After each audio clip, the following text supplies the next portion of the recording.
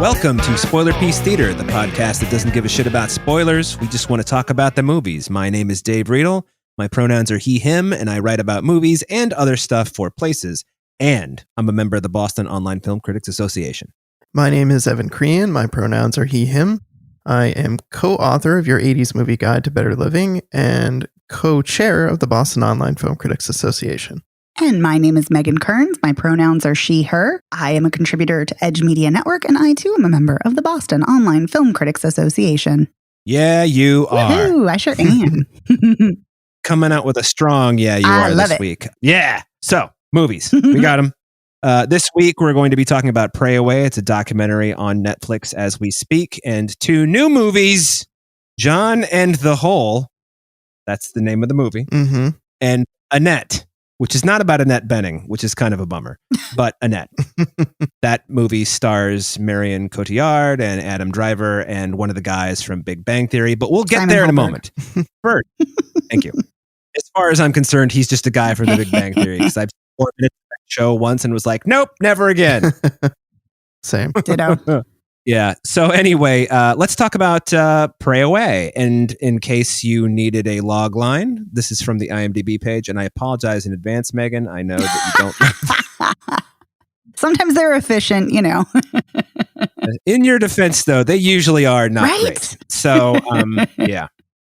But anyway, former leaders of the, quote, pray the gay away, quote, movement contend with the aftermath unleashed by their actions, while a survivor seeks healing and acceptance from more than a decade of trauma. So, that's what it's about. Mm-hmm. Yeah. Thoughts, reactions? I was going to say, and there's also a perspective of someone who's kind of representing the modern version of that movement. Ugh. Right. Which is difficult to watch, friends, to see someone who is actively campaigning against LGBTQ people and claiming that they are a former member of the community. Yeah, they're campaigning against themselves. I know. Yeah, but that one is, I don't know about you guys, but that one was particularly hard because it was hard. The whole documentary is hard, and watching all of those, watching all of the stories and hearing all the stories, it's so painful.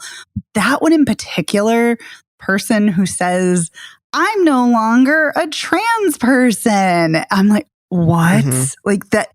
Yeah. There's another layer that just feels so tragic and awful about it on top of already feeling awful.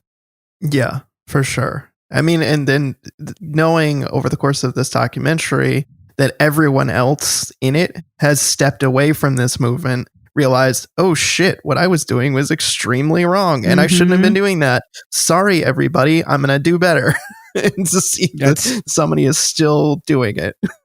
That's not entirely accurate. One of the men who prayed away the gay and became straight and married a woman who used to be a lesbian, they ended up divorced. He's now an out gay man. She's still running an I used to be gay camp. What I don't even know what you would call it in Oregon. But she's not. She's not in the documentary. Right. She's not in the documentary, right? They do make a point of saying we invited her on camera, and she was like, "Pass." So, that's not what she said. She didn't say pass. It says we invited her. She declined. Yeah, I found this a lot harder to watch than I thought I would. I don't know really what I was expecting. I guess I was expecting the whole thing to just be like, fuck this movement, but it's a lot nuanced than that. And it really dives into the trauma and the post-traumatic stress, the PTSD that I would say most of these documentary participants probably still experience on some level. Yeah, there's no way you can't not experience that kind of trauma and, and shame and self-loathing when that's what you're being taught and that's what you are propagating and promoting yourself, to others in your community. Mm-hmm. Yeah, this is going to sound corny, but like every time I see a movie that has this subject matter roughly, which I've seen a lot since we saw The Miseducation of Cameron Post, I kind of went on a kick. Is great, by the way. Just in case you're not a patron and haven't listened to that episode, that is an amazing film. I always think about that line when she says, you know, the investigator at the end of that movie says, and this is a fiction movie, by the way, based on real stuff. An investigator asks Cameron, well, are you being abused? And she's like, well, not physically abused, but they're telling us to hate ourselves every day. How is that not abuse? Right. And I just think of that. I don't think I've ever heard it put more succinctly than that. I mean, in this movie, you have an hour and 41 minutes of people extrapolating on that. Yeah, getting to that point. Hey, conversion therapy is wrong. Oh, crap. I didn't realize. And so that's one of the things that I really dug about this documentary is we talk a lot in our society about like restorative justice and like how do we forgive or how do we try to move on from things where people have done some pretty horrendous things to other people. And I appreciate that we see people that were leaders in this organization. It took a long time. It took way too long for them to get to this point. But when we get to the point where they sat down with others who've left this movement and really sat there and listened to the stories and like it sunk in how much harm they did, that they turned around and said, okay, first of all, I'm quitting.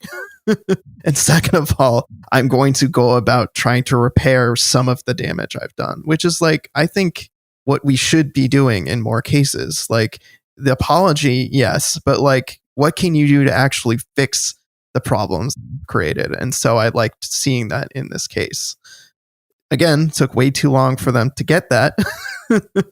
But I was happy to see people say, okay, it's my turn. I've got to fix the harm that I've caused in the world and prevent this from happening again. It's for me, who has not had to struggle with anything like this. It's, take this for the grain of salt because it's an outsider's perspective, but, have a lot of compassion for people who used to be prominent in the movement just because, you know, they were fed all the things they were fed and told they were wrong and that they were bad or evil or whatever they were told. And the fact that they went the extra step and tried to convert other people, okay, I'm not really sure that's excusable. But at the same time, it just like, imagine what they were dealing with. I mean, imagine being a gay kid in 1982 in like Nebraska. I mean, how the fuck did you deal with that? You know, how do you deal with it now? It's Nebraska. Yeah, I mean, that's what I was going to say is like, I mean, I am a queer person and I did witness an extreme amount of queer phobia and hatred. And I didn't live in Nebraska. I was living in Connecticut, and there was still a tremendous amount of hatred and bigotry. And I grew up in a family that talked about how being gay was wrong and awful. And gay was it. There was no other orientation. It was gay, straight, nothing even in between or anything else, you know? So yeah. So I have a different reaction. I have the same in a way because I find this is so tragic and there's so much self-loathing and shame that these people feel clearly. But I'm also, as sad as I am, and this documentary did make me cry a lot, I'm also pissed. And it's really, I think this documentary does a really interesting job in that and kind of evoking multiple emotions because like I feel bad for them. It's terrible because, you know, they were taught that they're wrong and they're awful. But like you said, Dave, it wasn't just that they were like, well, you know what, I'm not going to live as a gay person anymore, which is absurd even saying that. But, you know, that's what they said. But it was the fact that they actively went out and campaigned and they knew they were lying. And that's my problem. It wasn't like I have all the compassion for the woman whose wedding we see at the end of the film, you know, because she was a teen and she was groomed and it was really creepy and awful, you know. But the other people, they knew they were lying and yet they were still doing these horrific things to their, you know, queer community essentially. And that's what my problem is. And that's why I feel this like anger and irritation, but also this tremendous amount of empathy. And it's really like kind of butting up against each other. And it's really, really frustrating and well done in that regard. Yeah. There's a lot of mixed emotions that you feel. And I think that speaks to the quality of the doc too, of evoking those mixed emotions, because it could be very easy to turn this at those people and just rail on them the entire time and just vilify them. But I think that the documentary, because it evokes these complex feelings, I think it tells a more nuanced story. And I think we all kind of benefit from that, because I think we've all seen our fair share of documentaries that feel kind of one-sided, or, you know what I mean? Like they have a very specific point of view and they'll kind of like exclude things, or they'll just like really zone in on something and not kind of tell a more textured story. Yeah. I mean, I think this movie has a definite point of view. Yeah. Yes. It's interesting in the way that a lot of it reveals itself through the interviews with his subjects rather than editing or things like that. It feels more natural, except I'm sure it's probably even more, like edited behind the scenes. Because, I mean, the thing about documentaries is even I'm using air quotes, documentaries. I mean, you have to write them. Oh yeah. You have hundreds of hours of footage and whatever. So that being said, I think that it's unusual and good, even though this person is sort of like, you just, every time they're on screen, you shake your head. The kid who used to be trans and is now recovered and trying to recruit other people, and they're having a phone conversation with some woman, calls him and says that her son is gay. Broke my heart, the scene. I know. And I don't remember what the mother said exactly, but it was something to the effect of, how do I live with that? And the first thing I thought was, and I've heard people ask that question, who fucking cares how you live with it? You're not the one who's like, who you kicked out for being gay. Fuck you. That kid was not gay. That kid was trans. And trans. Okay. Yeah. No. And the only reason why I say that, there's a reason I'm making that distinction, because and her child is 20 years old, and she's like, misgendering them, and it's just awful and gross. And the person on the other end of the line is, like, oh, you have to stand strong in your faith and you're being tested and blah, blah, blah. And I think my problem with this documentary, as great as I think it is, and I do think it's really well done, but we know the perspective of what the film is doing. And I think I think that people who are queer or who are queer allies are going to know what the film's perspective is.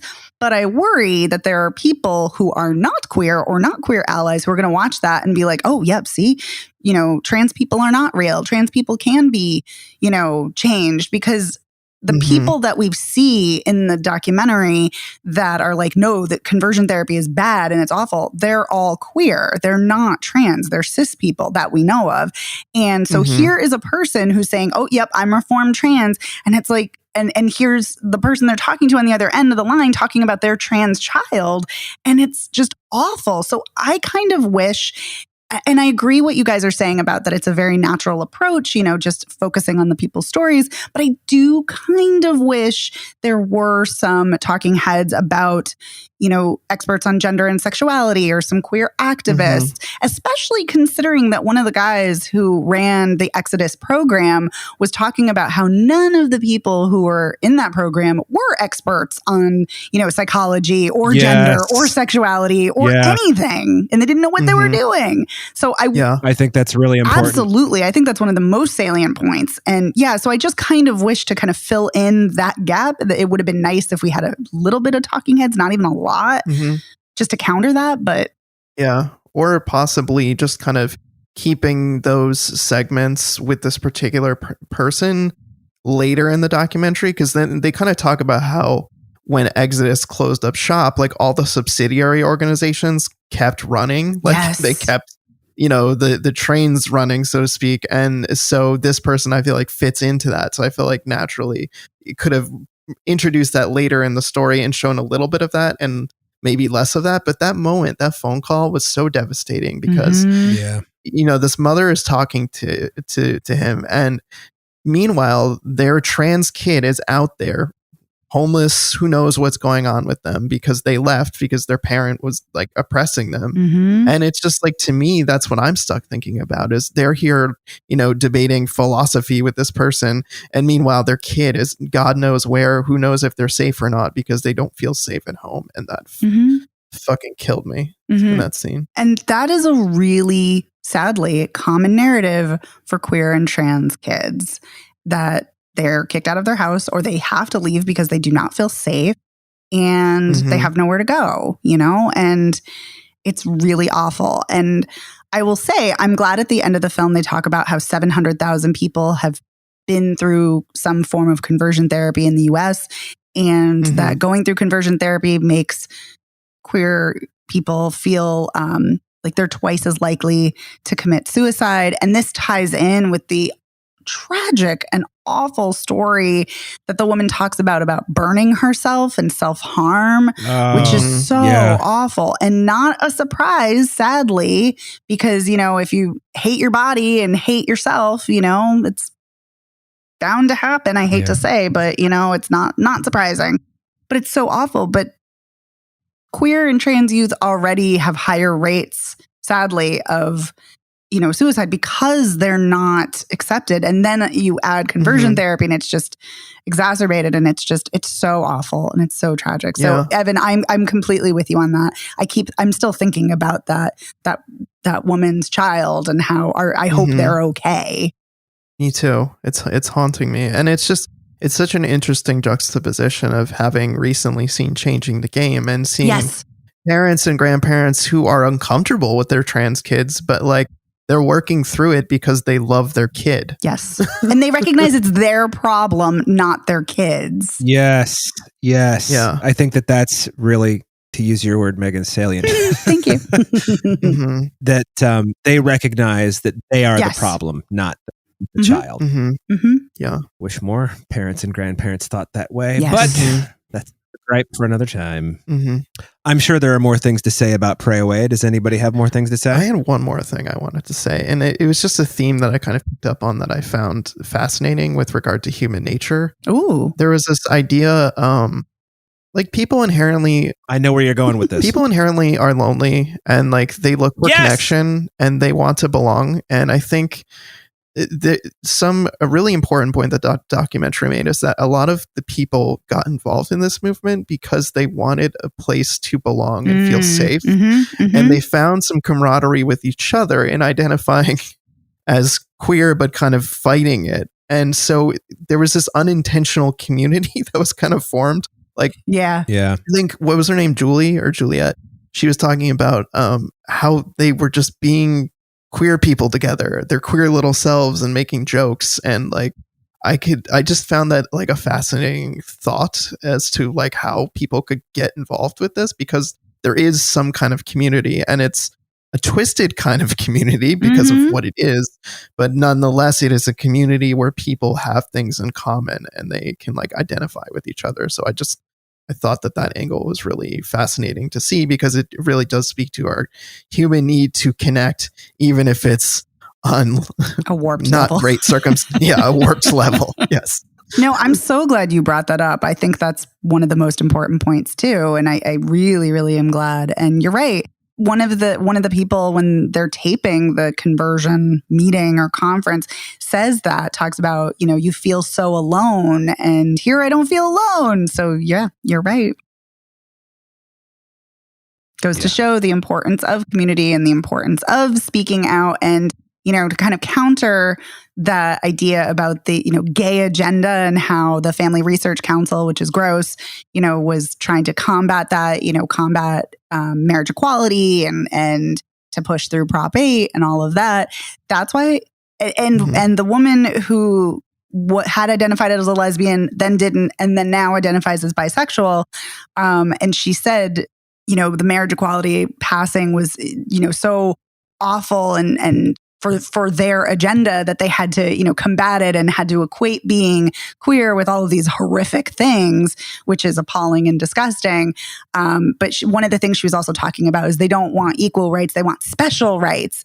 And it's like, no, it's like, no, that's not what it is. It's about trying to make things more egalitarian, because you're dealing with a shit ton of oppression in this, heteronormative world, and that's queerphobic as fuck and transphobic. But but so that's why I think that just shows how important queer programs are, and queer, services, and, for queer people and trans people, and especially youth. Like, these things are needed, and we need to be talking about queer identity from a young age, and we need to We just need more conversation and more acceptance. Agreed. And one final thing I want to just add on to that really quickly was one of the things that she said was, we just had to play on people's fears. Yes. So for anybody who was like uncertain, all we had to do was just play on their fears. And what I think is an interesting counterpoint to that is there's a documentary out there. I think it's called Freedom to Marry, which explores how gay marriage was legalized in the US. And they talk a lot about how they had this grassroots movement to basically find all those people that were like scared and show them by conversations and exposure that gay people just other people. Yeah. That is what it's called, by the way. Yeah. Because I know that movie. Me too. Yeah. Well, okay. Anybody else? Closing thoughts? No, that was all I had. Okay. Megan? Just that I think it's whatever emotions this evokes in you, I think it's an important film to see. Agreed. And with that being said, let's move on. I can't believe this is the name of a movie. Let's move on to John and the Hole. Yes, which every time I say, I keep thinking it's a band name. It really does sound like right, or like porn. Oh God, it's a band name or it's porn. No, I think band name. I don't think this is. It porn. does sound more like a band name than it does porn. But I at the feel same like time, porn would be more punny. Right. Well, yeah, I guess. I mean, not that I'm watching a lot of porn because I'm not, but I would try to be more clever about the name. Yeah, based on when people talk about porn on TV, like Friends or something. Yes. Okay, got it. That you're right. All right, so here's the IMDb one-line summary, which does not do this movie justice, though could anything. So here's the one-line summary. A coming-of-age psychological thriller, incorrect, that plays out the unsettling reality of a kid. Unsettling, that's true. Unsettling reality of a kid who holds his family captive in a hole in the ground. Half true. That's a half-true sentence. It's not a psychological thriller, even remotely. It's not even really a thriller. It's confusing. It's confusing. It's paced. It's paced horribly? like a slug. It's paced like a slug that got salt poured on it, but still is like, I'm gonna fucking make it. It's like, yeah. This is. I would be surprised, and we haven't talked about Annette yet, but I would be surprised if I see a worse movie this year. I mean, this movie is so actively shitty and stupid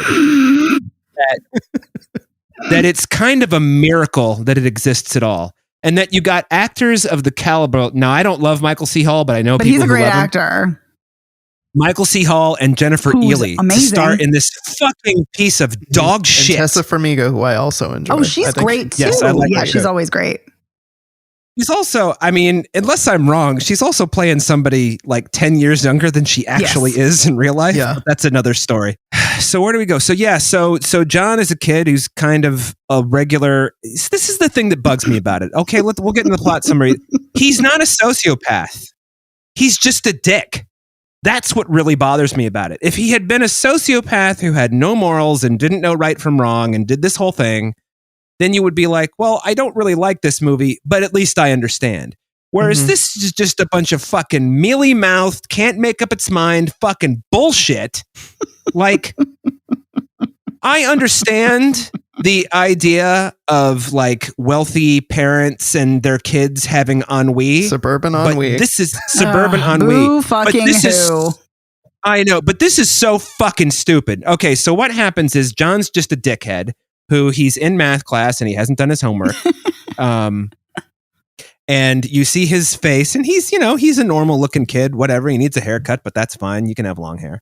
And the teacher, who is also a dick, I might add, even though you don't see her, you just hear her yelling at him off camera. John, what's the square root of 225? And he's like, duh. And then she says, no, you know this. We studied it. And then he says, 15, which is correct. But he says it like a question. So then she's got the end to be like, are you sure? He's like, it goes on. And the whole movie is like that. This is one of those movies where it's like, if this scene could be a minute and a half long, why don't we make it 4 minutes long? I mean, it drags about it out for sure. Oh my God. Like, clearly the director Pasquale Sisto and the writer, he's from Argentina. He's Argentinian. I don't know how to pronounce his name. Nicholas Jacobone. I don't know. They don't know the rule of getting in late and getting out early. That's all I'm saying. And just the fact that John drugs his family, he finds this half-built bunker in the woods. Mhm. This is the hole we're talking about, by the way. The titular So hole. it's got wall. It's not just like a mud pit, although it has a mud floor, but it's got like concrete walls. They did part of the work and then they ran out of money. There's some fucking dumb explanation. And then he drugs his parents and his sister, puts them, I guess, all of them in a wheelbarrow one at a time, because you see him do it to his dad. I don't believe for a minute, by the way, that this scrawny ass kid could pick up Michael C. Hall, Right. even with like a forklift. Well, how did he drag and him put down him- the stairs without causing serious bodily injury in the first Yeah. place? How did he dump him in the hole? How did he dump him in the hole? It took a ladder to get them out. How did he get them in? If you tossed them He didn't lower 'em in with they would have broken their Ow! bones. Exactly. He didn't carry him down the ladder. Did he use a rope? But that doesn't make any Yeah. sense. 'Cause Like, how could he find a rope to tie around them and then Right. untie them when they get to the bottom? Like, There's no pulley There's the system.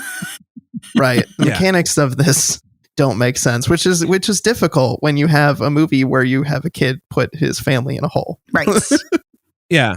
And also, and I'm just going to throw this out there. This is like, I like long movies where nothing happens. And this is unfortunately long to say that it just shouldn't, it's just so poorly done. It's just such a massive failure on every level. It looks okay.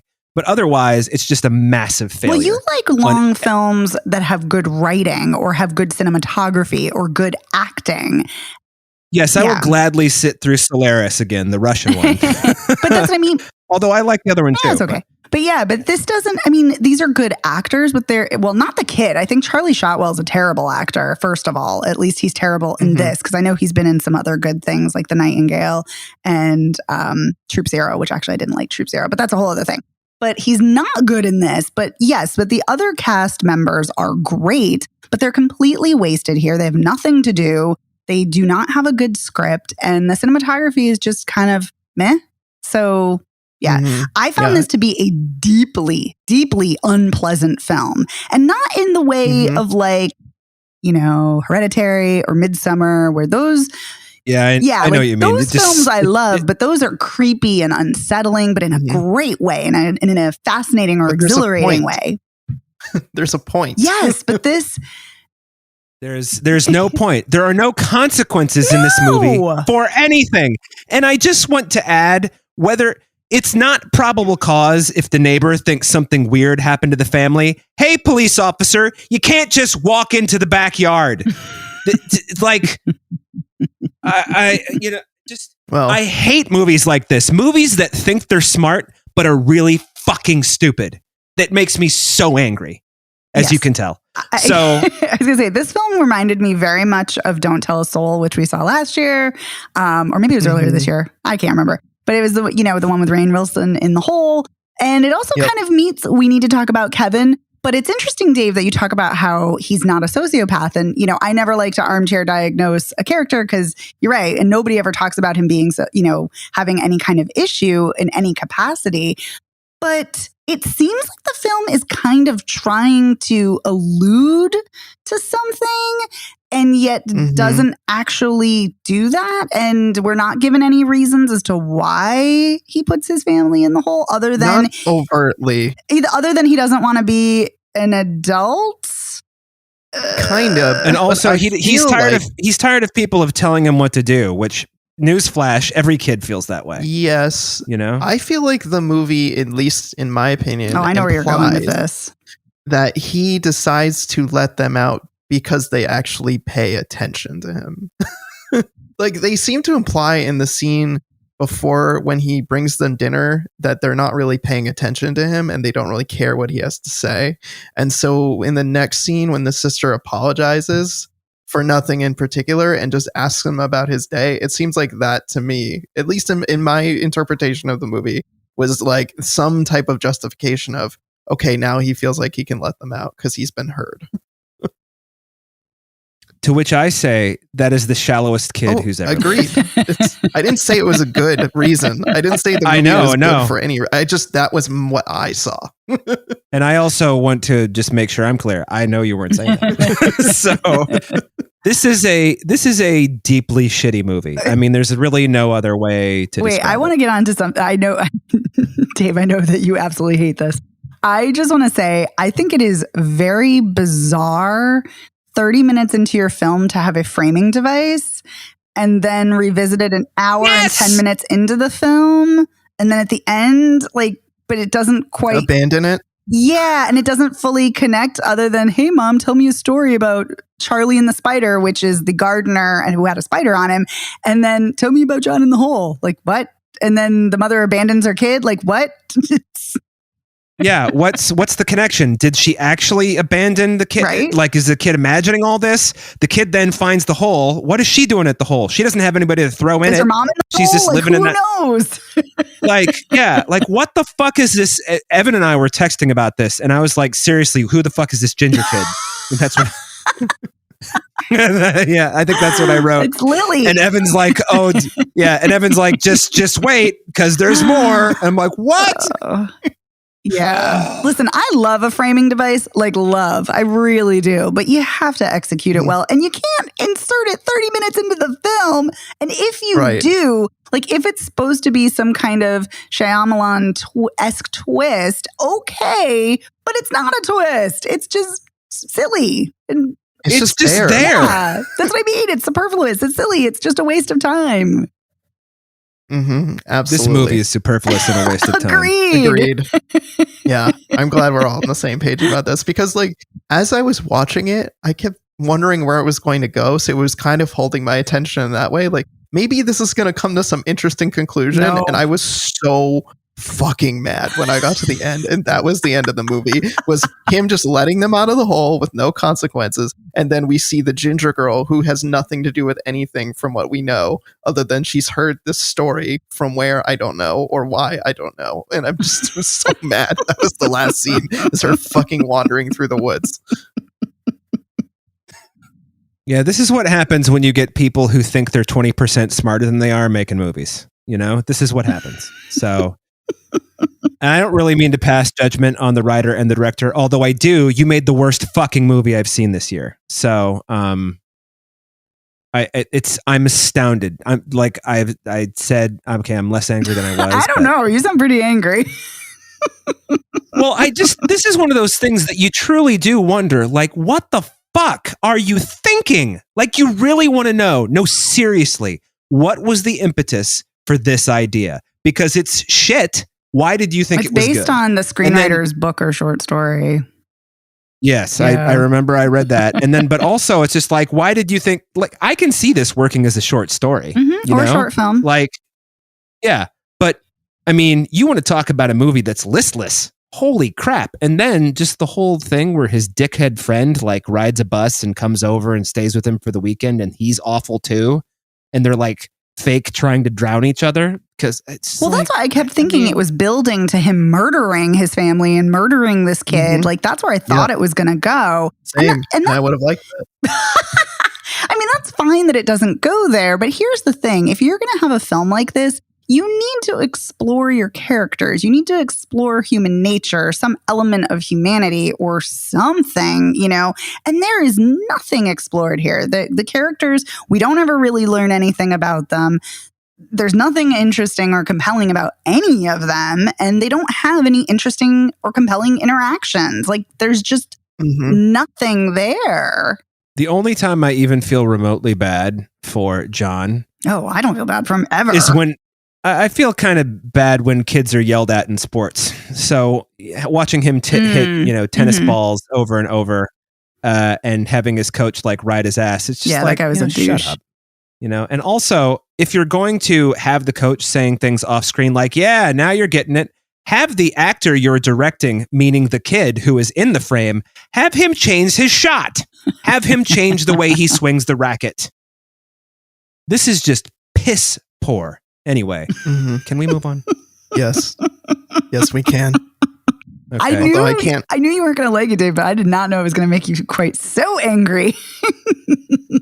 Yeah. If you wanted a textbook definition of the kind of movie I hate, it's just any movie where you realize, oh, these are smart people who are actually stupid. That's the movie I hate. Okay. Our third and final film of the night is Annette, starring Marion Cotillard, Adam Driver, the guy from Big Bang Theory, whose name you already told me, who I've forgotten. Simon Helberg. What's his name? Him. And this is IMDb. Here we go. A stand-up comedian and his opera singer wife have a 2-year-old daughter with a surprising gift, which is accurate and also, Yeah, that's accurate, Not. but it's a very bare bones actually, description. Yeah, his opera singer wife doesn't Yes. really. Yeah, she doesn't really have a daughter with a surprising gift because she doesn't know about it because she's dead Well, it's when still the her gift daughter. arrives. Well, I know. So It's a musical. somebody else lead with this. I just can't. I mean, it's not as bad as John in the Hole, Oh, but I this don't know is about truly. that. But this is truly another one of those movies where I really do wonder, what were you thinking? You know, like, what is the purpose of this? Because it's all misery and bullshit with stories we've been told better. You know, the main character, it's a good thing he's played by Adam Driver. That's all I'm Are going we to getting say. into a because if summary we're first or no? Yeah. We'll get into it. But it's just like, yeah, somebody summarize. Go. Megan, you want to give Take it it a try? Sure. Okay, so the film opens, and I will say I actually love the opening long shot, or what looks like a long shot, as they're The opening is not when they're half walking bad. and talking, or in this case, walking and singing to "So May We Start," and all the music is by the Sparks Brothers, and so Adam Driver, and it's very kind of meta for the musical, and Adam Driver plays Henry. He is a comedian, like Dave said, and he's kind of a provocateur. He's very kind of a shocking kind of comedian, and he's very successful. And he has a whirlwind romance with Marion Cotillard, who is an opera singer, and she is also highly successful. And they have this passionate love affair, and they sing about how much they're in love. We love each other so much, blah, blah, blah, blah. And they get together, and then they have a baby pretty quickly into the film. And at some point, either before or after, I think after, it is after, we find out that Henry has 6 women have come forward and talked about how he is abusive and particularly his anger. And no one mentions sexual assault, sexual harassment, rape, but it's alluded to, or at the very least, he is an abusive person to work with or work for or to be in a relationship with. We're not entirely sure these women's relationship with him, but he is abusive and angry, and that we know. And I would actually argue there are clues, we'll get into this, but there are some clues earlier on that there's going to be some problems and issues with him, with his anger and kind of control. But yeah, so he's also got some issues with drinking heavily. And when Annette, their baby, who, by the way, looks like a weird marionette baby doll. And Right, that's a cross between She's a Chucky puppet. and the Dark Crystal. I kept thinking that I was, at any moment, Anthony Hopkins was going to walk in and all of a sudden it would be a remake of Magic, you know? It's like she reminded me of the puppet from Magic. I don't know Magic, but okay. That's one where Anthony Hopkins has a ventriloquist puppet that starts killing people. Okay, that Or does sound does like it? Chucky. I was thinking more Pinocchio, and I think this actually, we'll get into that because I think it very much is like Pinocchio in the end. She does actually, yeah. But so anyway, but it's very weird. And so the 3 of them go on a cruise, and it's speculated in the news that it's to save their crumbling marriage. And while they're on this cruise on their private yacht, there's this wild storm, like huge, comically large swells. Subtle. Yeah, and Adam Driver is drunk and he's dancing with Marion Cotillard, and whoops, she goes overboard because he's being a jerk and she's telling him to be careful and he won't. And then so she dies, and then he has Annette, and then he puts a light in her room that plays stars. Oh, well, first they have to row in their rowboat to an island, and then they're rescued. And she's a ghost and says, I will haunt you. Correct. Very Shakespearean, which I guess is from what I've read, is very much a motif in the Spark band. The brothers, they do a lot of Shakespearean references. And they wrote this musical, so I'm not surprised that she's a ghost haunting him. I'm just going to break in here real quick and say, guess which documentary I won't be seeing? Okay. The Edgar Wright Sparks Brothers. Yeah, that one. So then Henry puts a light in Annette's room to show stars because he showed her the stars when they were stranded on the island or wherever they were stranded. And she sings, and she has this kind of angelic voice that is very similar to Marion Cotillard's operatic singing voice. And he's like, it's a miracle. She's a baby and she can sing. And when the lights come, like when has a light shone on her, she sings. So then he gets the conductor of Marion Cotillard, Anne, and then they go on a tour, and she becomes a famous baby singing. And then he ends up killing the conductor because the conductor says that he had an affair with Anne before she was with Henry, and he's like, maybe Annette's mine. And he's like, nobody can know this because then they'll take Annette away from me, because he's basically exploiting his daughter for profit. And then he drowns him in the pool. And then Annette has had enough. She's done with singing, and then she's going to do one final goodbye performance. It's during the Super Bowl halftime show, and she finally speaks and says, Daddy kills people. And then he's arrested and goes to prison. Yeah. And then she comes and sees him as a real child in prison. And that's why I said it's very Pinocchio-esque, because she comes a, quote, real girl. Yeah. So two things about this, aside from the fact that I took beaucoup notes. Ooh, okay. Yeah, well, I had the phone out and I hated this movie, so it was time to start tapping with my thumbs. So it's a really bad sign when the puppet is the best performer in the movie. Oh, I don't agree with that, but okay. That's number one. I don't agree with that either, and I didn't like this movie. I just thought that the puppet had so much, and maybe it was the way she was painted or the way that she was moved. She had so much emotion on her little baby face, and everybody else has to like swim through this horse shit that they're swimming through. Especially the conductor, who only speaks in exposition. I mean, heavy exposition while he's either playing piano or conducting an orchestra. And then the scene, I just thought that the final scene when she shows up and she's a real girl and they're singing to each other, I frankly thought it was cheap. I thought it was cheap because if you take a child who's cute and can sing, and then you have the weight of the previous 2 hours and 5 minutes on you, and then she's talking about how she'll finally be free because she doesn't have to like be reminded of her mother and father anymore. It's like, is this really where we've gone with this after all of this that you've dragged me through? This torture? See, I loved that last scene. I didn't say I didn't like it. I just said it was like, I really, everything else that came before it was so awful for me that it really made me angry that they would turn the screws like that and be like, and now we're going to get to the real emotion because, and she's a good singer, the little girl at the end. And she's doing all the right things with her face. And you finally feel like, I like Adam Driver a lot, but I don't know that he was the right performer for this role. I do. I 100% do. Absolutely. Although I think he got it right in the final scene.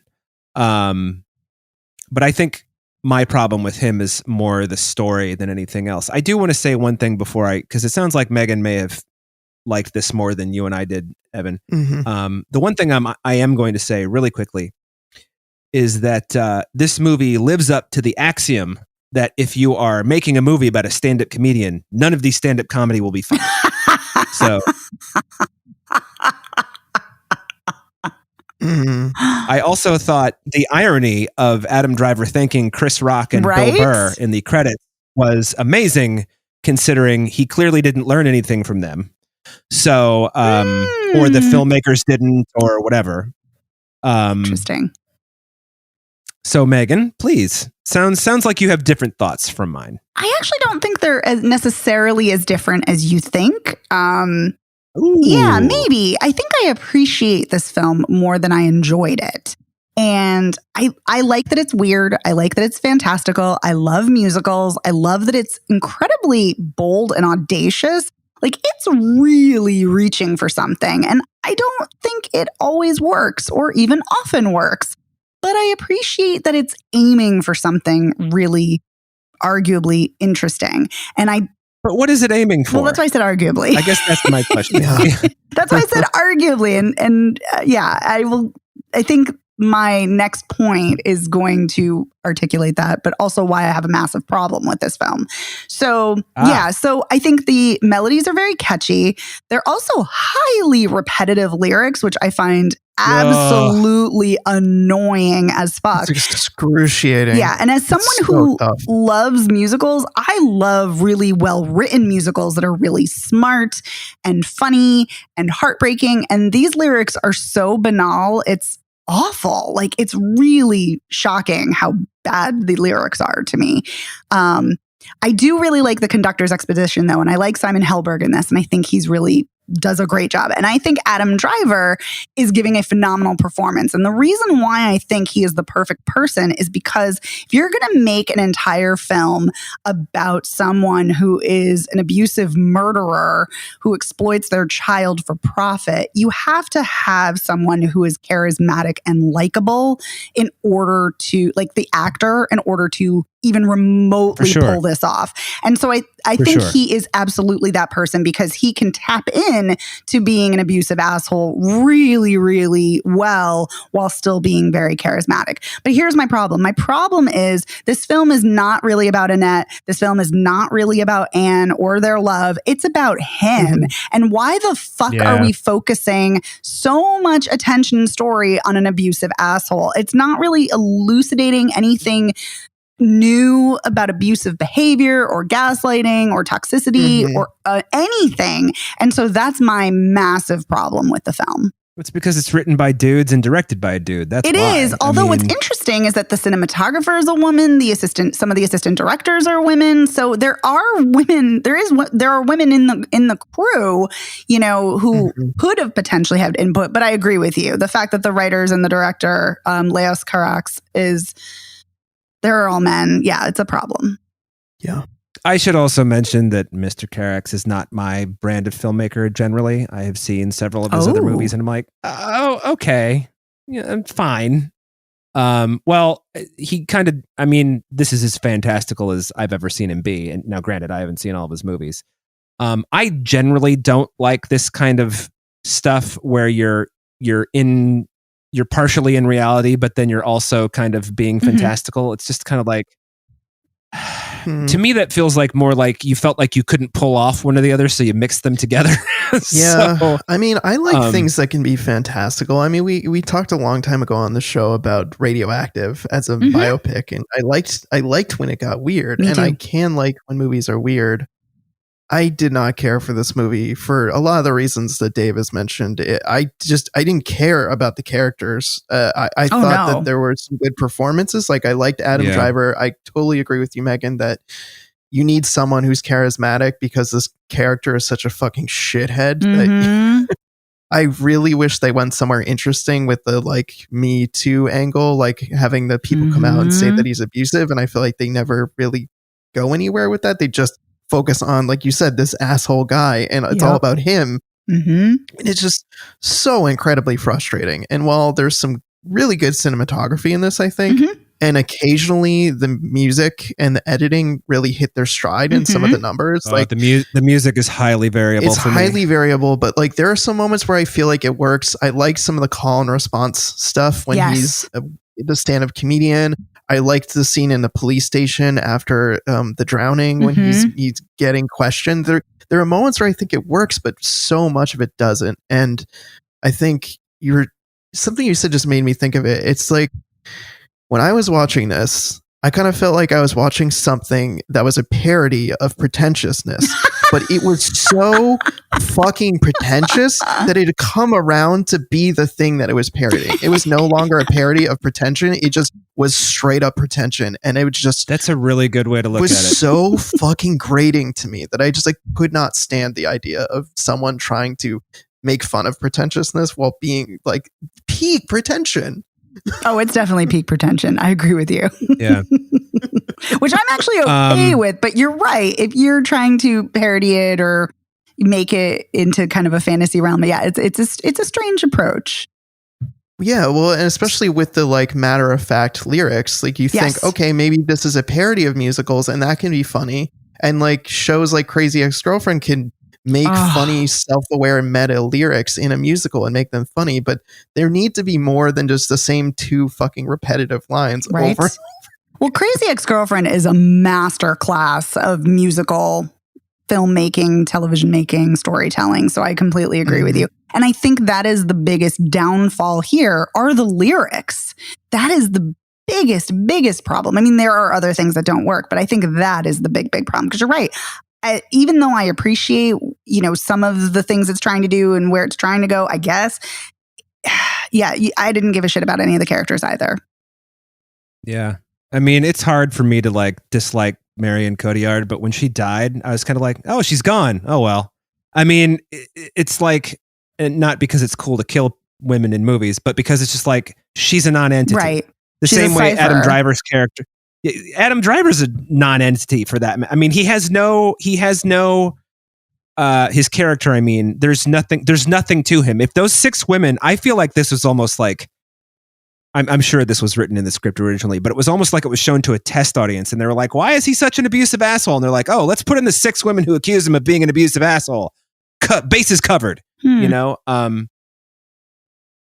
here's a note that you'll appreciate, Megan. This movie may be shit, but Adam Driver is committed. Yes. I wrote that. He is. He commits to every single role. He is amazing for that. Yeah. Even when he's in movies that are not, and I actually think he's quite a fine performer. I just dislike this movie so much. It's a little hard for me to separate the performances from the movie itself. And also his character is just so loathsome. I mean, I just... I really, and I also didn't like the way, the movie starts and you know how I feel about theater elbows. So they're in the recording studio and the band's playing and I'm like, this is not a very interesting like song. And then the melody kicked in. I'm like, all right, the melody is all right. And then they start walking down the stairs and they're all like, but they're all themselves. They're not their characters yet. They're like the cast saying, we're going to go do this thing. And I thought that was like, all right, yeah, cool. And you can tell that they're actually singing live as opposed to a soundtrack. Which I always like. Yeah, Tom Hooper, take fucking notes. Yeah. So, and you can tell that Adam Driver is clearly singing outside his range and really doing his best to be there. Yeah. and then you're like, oh, that's right. I forgot Marion Cotillard really can sing. Yeah, she doesn't do the operatic stuff. That's somebody else. But yes, but she is actually singing the rest, which, yeah, she has a lovely voice. And so... but then I didn't like you were saying, Evan, the police station scene, for example, the whole mix of like going from the real opera to the fucking like jaunty, like dun dun dun dun dun, gonna go down the street and meet my girlfriend at the whatever like fucking thing they're gonna do. Like that kind of weird Broadway theater elbow shit. I just hate that. I love it. Like Seven Brides for Seven Brothers is my nightmare. Well, wait a minute. That's a nightmare because it's the most misogynistic shit I've ever seen. just to be clear. Right. But it's also like a prime example of like, it's not like Singing in the Rain where Singing in the Rain is like, kind of fun. Singing in the Rain is the best. It's wonderful. I just said Singing in the Rain is kind of fun. And this is a person who doesn't like musicals. I'm talking about just like the that kind of thing. Imagine me throwing my elbows when I did that. So that the mix, the mix of tone over there. I am on a wide sofa. So the mix of genres, like, and the quick changes from one genre to the other, didn't like that. Also didn't really like, once it was revealed that Adam Driver really was such a horrible person, and, you know, he's like, hey, conductor guy, come and be a fucking conductor guy for me and the baby. It's just like, well, at what point is this guy going to get it? You know he's going to die, yeah. Yeah. And then then Adam Driver's like, we'll go put Annette to bed and we'll talk about it by the pool. It's just like, are you fucking kidding me? Also, where did he hide the body? Right. Questions. Yeah, I have a confession to make. I was so bored by this movie, which is 2 hours and 20 minutes, by the way, or 2:19. And there's definitely a good chunk of credits, but I was so bored by this movie and just so unsure where it was going. I actually looked up spoilers while I was watching the movie of what was going to happen because I felt like I needed to know what was going to happen, what I was actually in for. Yeah. So here's some of the things, though, that are really strange to me. It's like the courtroom scene I found surprisingly effective. I couldn't tell you why. Well, you know why? Because Adam Driver sings more in his range in that, for one thing. But it's also kind of a decent, you know, sort of the when you go to see a musical, if you're the kind of person who likes musicals, it's that big number that the shitty main character has. And you're like, all right, well, you're still a shithead, but now at least whatever. I also don't understand, though, once Marion Cotillard had been drowned and she came back as a ghost, why she looked like an extra from something to tide you over from Creepshow. I was thinking Pirates of the Caribbean too, but sure. Yeah. I mean, seriously, it's like if Ted Danson had shown up dead next to her, I would have been like, perfect. We've made Meg Evans' point of parody a parody of a parody becoming a parody of itself. Yeah. Well, that's what I was saying. I think that's kind of like the Shakespearean touch I think that they're going for. But yes, maybe a little Creepshow too. Who knows? And I also just kind of thought that, and I don't want to like disparage people who have been murdered by their husbands because that's horrible. But just the idea that her ghost shows up and she's like, Annette's going to have my singing voice. So every time you hear her, you'll think of me. It's just like, so you're going to like make your daughter go through something horrible so you can haunt your dead. I mean, it's all so distasteful, you know, like the child is just, you know, upon and what story, like, oh, exploitation of children or, you know, or like poorly explored Me Too stuff. Like what am I watching? What are you getting at? Aside from you want to make a fucking musical. What am I getting at? Or you getting at, rather? You know, I just... this isn't... I mean, it's bad, don't get me wrong. But it's also just so incredibly frustrating. At least John in the Hole was so awful and so dumb that you could just kind of actively hate it. Or whereas just not care about it. Or just not care about it. But if you're me, you actively hate it. At least for the 100 minutes that it runs or whatever. But this, it's kind of like, you know, every 35 minutes, which that happens 4 times because this movie's that long.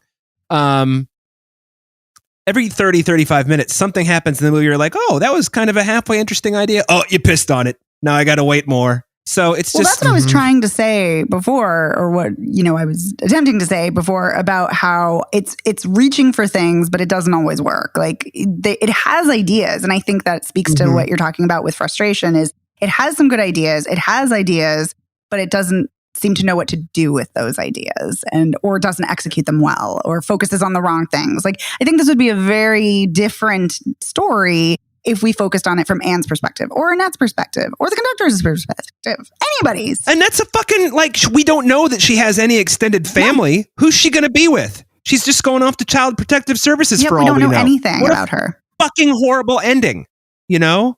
Like, if the idea is to make you feel really terrible, congratulations. Job well fucking done.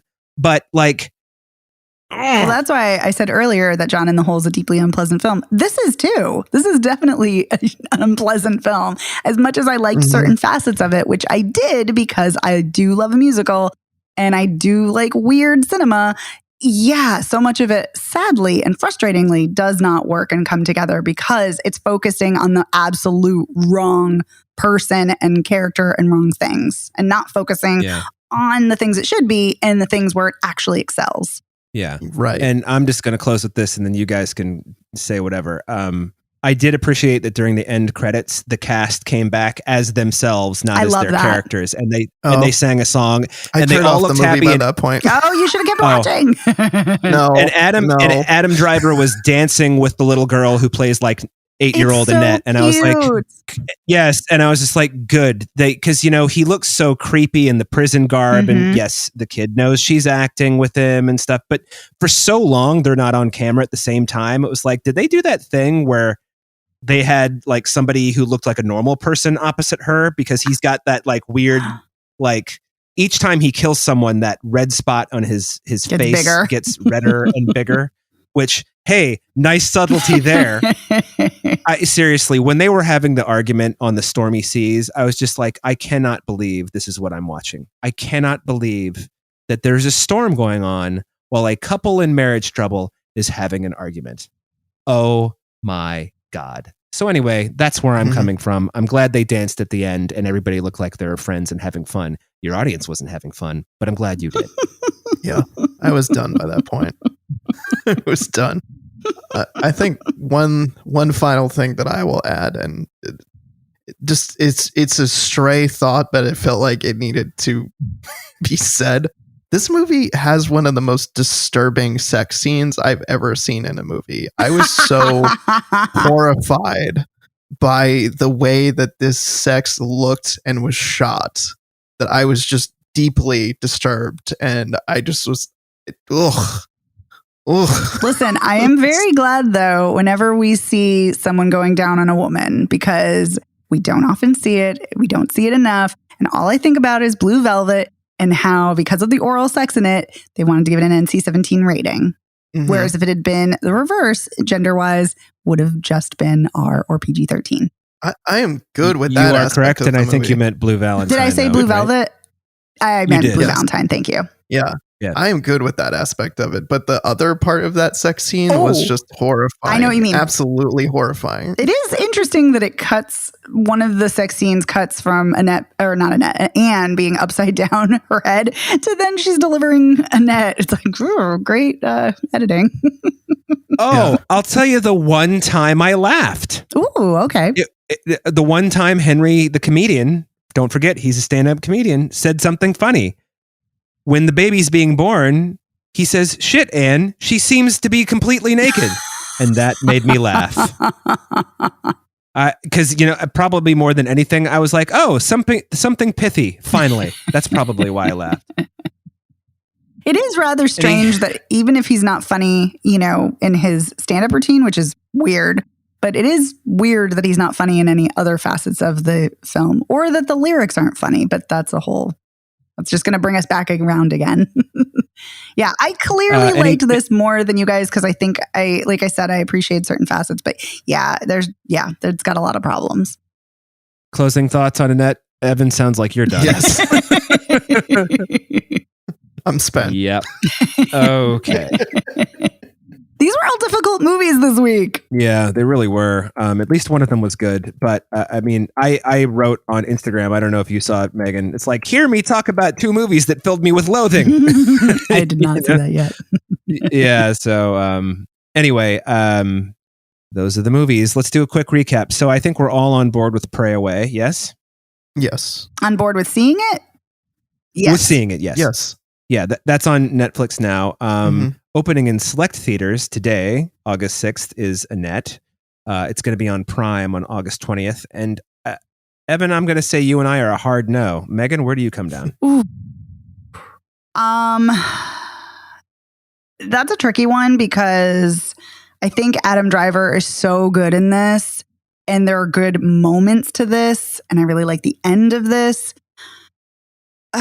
But yeah, overall, this is really unpleasant. If you want to see a weird film, see it just for weirdness sake. But yeah, but be prepared to be highly uncomfortable and think it's unpleasant the entire time. Yeah. And then John in the Hole is, for some reason, opening in some theaters, and it's also going to be on demand everywhere today, Friday the 6th. And I think we got 3 hard no's. Oh, yeah. Correct. Yeah, I'm mostly a no on Annette, but I don't know why I can't give it a full no. But yes, I'm definitely a full hard no on John in the Hole. Take all the copies of the movie that exists and throw them in a hole. Yeah, there you go. Actually, maybe. I'm sorry. Go ahead. I was just going to say, find all the hard drives in which it exists and delete that. Put them next to a magnet, something. You know what? Maybe I should give Annette a hard no, because do we really need to see another film about an abusive asshole from their point of view?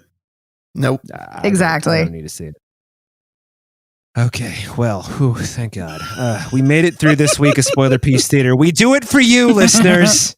We do it for you. All for you. Okay, so before I get into the end credits thing, I just wanted to remind everybody that over on our Patreon this week, we talk about the 1941 Preston Sturges movie, Sullivan's Travels, not Gulliver's Travels, but Sullivan's Travels. If you're a $5 patron or higher, that is over for you on the Patreon page. If you are a patron, thanks very much. And if you're not a patron, please consider becoming one. We want to thank our editor, Otto Klammer. Thank you, Otto. Thanks, Otto. You can find Spoiler Piece Theater anywhere you get podcasts. You can find us on our website, spoilerpiece.com. Our social media presences are Spoiler Piece Theater on Facebook, at Spoiler Piece on Twittergram, Instagram. That's it. Those two movies were so bad that my brain is actually turned to mush. We are at Spoiler Piece on Twitter, Instagram, and Letterboxd. If you would like to get in touch, let us know that actually Annette is a great movie, and we do need to see more movies about abusive assholes. I mean, You'd be wrong, but you can tell us that. You can email us spoilerpiece@gmail.com, or you can call us at 862-21-PEACE. And if you like the show, please do us a favor, rate and review us by going to ratethispodcast.com/spoilerpiece. And if you really, really like the show, join our Patreon that I mentioned a few weeks ago, like I said, at Sullivan's Travels. And we would like to thank our patrons at this time. Yes, we want to give a huge thank you to Bob Chipman, Charles Nash, Chris Wilkinson, Davida Margolin, Deirdre Crimmins, Christopher Jensen, Max Coville, Mike, Lord of the Sith, Sean Pensionar, Shauna Harris, Shelley McCaskill, Shona Glasgow, William Scahan, and Zach Pigeon. Thank you so much, patrons. Thank you, patrons. Thank you, patrons. And so that's the end of the show. My name is Dave Riedel. I write about movies and other stuff for different places. I'm a member of the Boston Online Film Critics Association, and you can follow me on Twitter, Instagram, and Letterboxd as Dave Sees Movies. My name is Evan Crean. I'm co-chair of the Boston Online Film Critics Association and co-author of your 80s Movie Guide to Better Living. You can follow me on Twitter, Letterboxd, Instagram as Real Recon, and that's real as in film reel. And my name is Megan Kearns. I'm a contributor to Edge Media Network. I too am a member of the Boston Online Film Critics Association. You can follow me on Twitter at OpinionSWorld and on Instagram and Letterboxd at The Opinion S. Thanks, everyone. We will see you next week. Thanks. Bye. Bye.